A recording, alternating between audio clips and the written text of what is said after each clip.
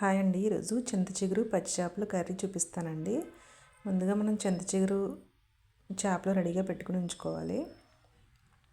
చింత చిగురులో చిన్న చిన్న కాడలు వస్తాయండి. అవన్నీ మనం శుభ్రం చేసేసుకుని పక్కన పెట్టుకోవాలి.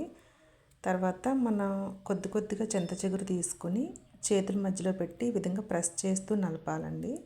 అలా మొత్తం మనం తీసుకున్న చింత చిగురు అంతా ఇలా పొడిలా వస్తుందండి. ఇలా పొడిలాగా చేసుకుని పక్కన పెట్టుకోవాలి. ఇదిగోండి ఇందులో చూపించిన విధంగా ఇలా పొడిలాగా అవుతుంది.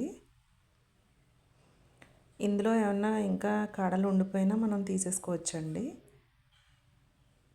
ఇలా కాడలు ఏరేసుకోవచ్చు, మనం ఏరి పక్కన పెట్టేసేయచ్చు. తర్వాత ఒక పెద్ద ఉల్లిపాయకి ఒక 10 పచ్చిమిర్చి తీసుకున్నానండి.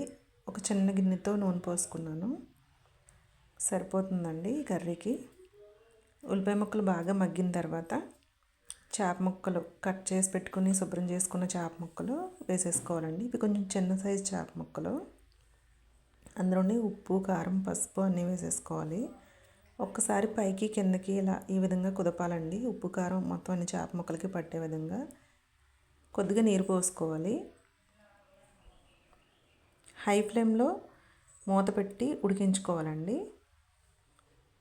ముక్కలు ఈ విధంగా పులుసు ఈ విధంగా కొత్త ఉడికిన తర్వాత మనం ముందుగా పొడిలాగా చేసి పెట్టుకున్న చింత చిగురు పైన జిమ్మినట్టుగా మొత్తం స్ప్రెడ్ అయ్యే విధంగా ఇలా పరుచుకోవాలండి. మళ్ళీ మూత పెట్టి కొద్దిగా ఫ్లేమ్ తగ్గించుకొని ఉడికించుకుంటే ఈ విధంగా ఇలా దగ్గర పడుతుందండి. దగ్గర పడిన తర్వాత స్టవ్ ఆఫ్ చేసేసుకోవచ్చండి. అంతే అండి. మధ్యలో మనం ఒకసారి ఉప్పు, కారం అని సరిపోయినది చూసుకుని మళ్ళీ సరిపోనట్టుగా అనిపిస్తే కొంచెం వేసుకోవచ్చండి. అంతే అండి, కర్రీ రెడీ.